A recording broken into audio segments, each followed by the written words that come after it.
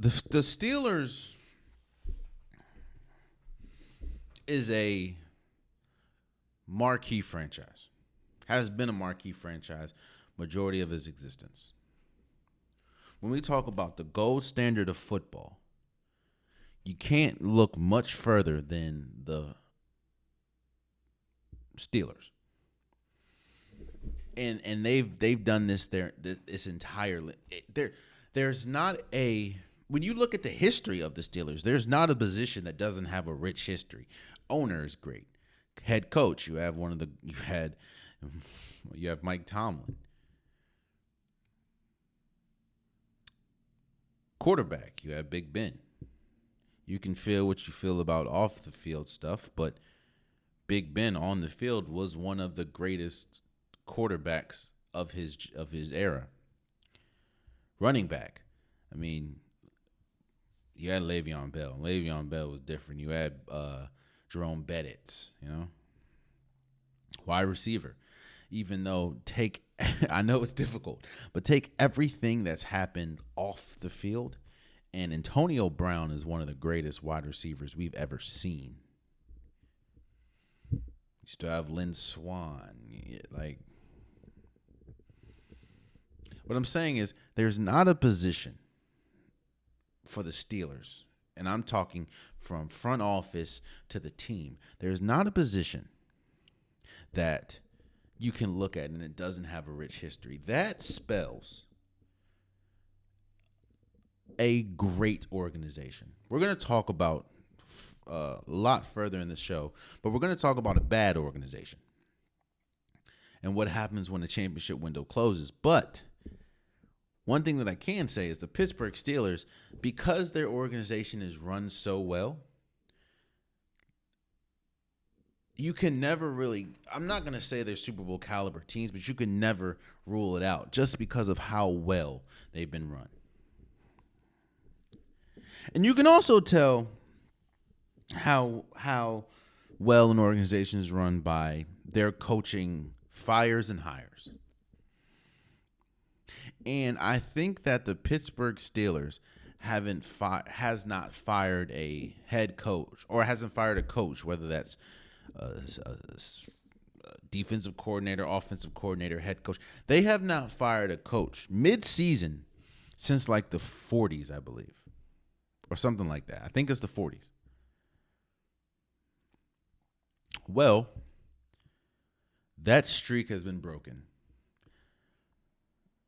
because Matt Canada was fired after Sunday's game against the Cleveland Browns, where the Pittsburgh Steelers lost 13-10. Now, it would be naive and it would be misguided if you put all the Pittsburgh Steelers struggles on Matt Canada. It's not all Matt Canada's fault, but it is majority his fault, and that is the issue. This Pittsburgh Steelers team this year will historically go down as one of the worst offenses with a winning record in NFL history. Again, this team, in fact, this team has been outgained every single. The reason why I keep saying that stat, because it is so baffling to me and rare. This is the first time, I think, in NFL history that a team that has been outgained offensively in every single game, and they're 6-4 right now. So you ask yourself, why was Matt Canada fired after this game? Well, that's why it goes back to never be too late to change. Matt Canada should have been gone. I'm not the biggest. I'm not a Steelers fan, but I can see when something's not working. And you can always tell if it is a talent issue or if it is a coaching issue. Now, the Steelers have both right now when we talk about Matt Canada and Kenny Pickett. But if it was just a Kenny Pickett issue, then the running game wouldn't be as bad as it is. Especially when you have someone like Najee Harris, who had an incredible year last year. Yes, it's not just that, actually. It is the schemes and how elementary the offense looks. That is on Matt Canada. And it has looked like that all year, which is why I think that this is one of Mike Tomlin's greatest coaching seasons of all time. Now, yes, Mike Tomlin has been part of the problem, seeing as though he's he's pretty much empowered Matt Canada majority of the year, or obviously.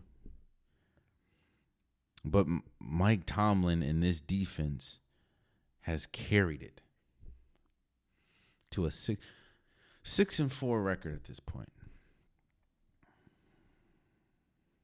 Again, you're asking yourself, why this game? Why did it take this game? Well, look at all the factors that went into this game.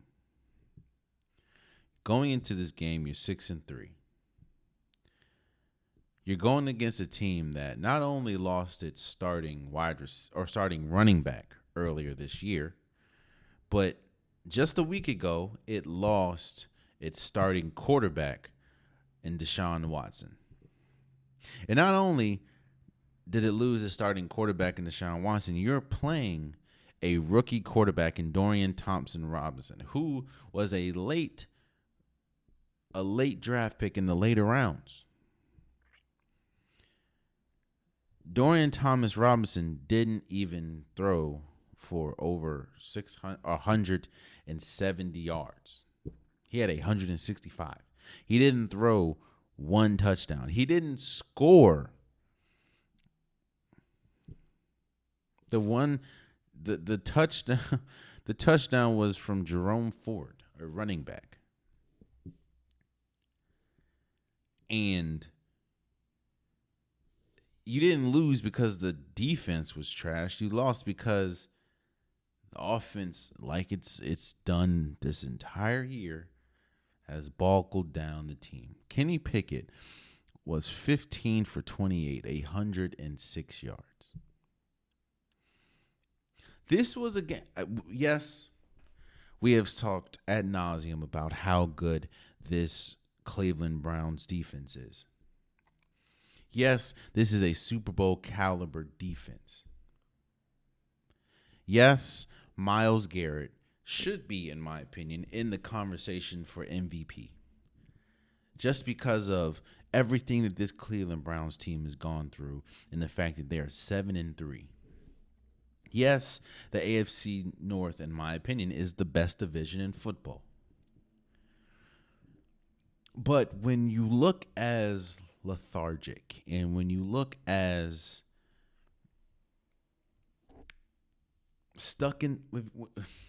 when you look as bad as the Pittsburgh Steelers looked, and then you have players that usually don't speak out or subliminally speak out, pretty much speak out in a way that they usually don't, i.e. Najee Harris pretty much saying that this can't continue, changes have to be made.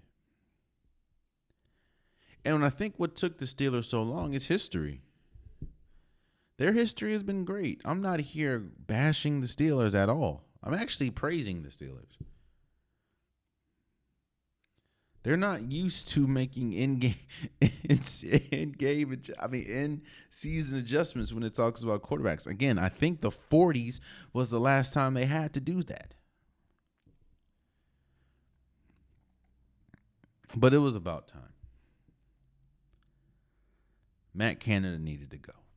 When the world, when something happens, right, and you hear nothing but about time, Jesus, thank God, that should tell you something. There's not one, I have not heard one person, not one, say, damn, well, maybe they did need to fire Matt Canada. Dan Orlowski, right?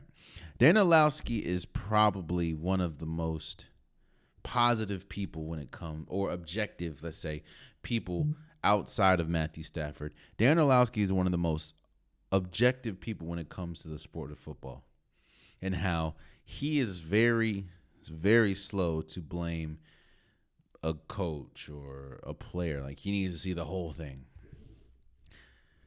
Even he was saying that it needs to go. Oh, man, you stayed to the end of the video. I appreciate you. If you like what you saw, be sure to hit that subscribe button so you'll never miss any content from your boy. You can also go back and watch past episodes, past clips, and don't forget that the Unpopular Podcast, new episodes drop every Wednesday and Saturday. Appreciate you.